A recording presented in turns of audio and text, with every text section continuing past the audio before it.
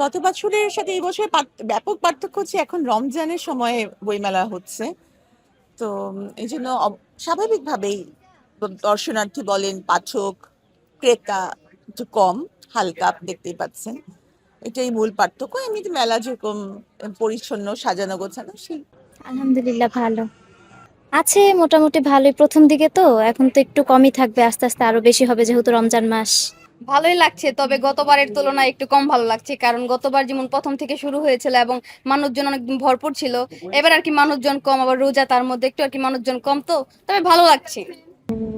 গত বছর জনসম্মুখীন মানে বেশি ছিল, এবছর একটু মানুষজন কম লাগতেছে।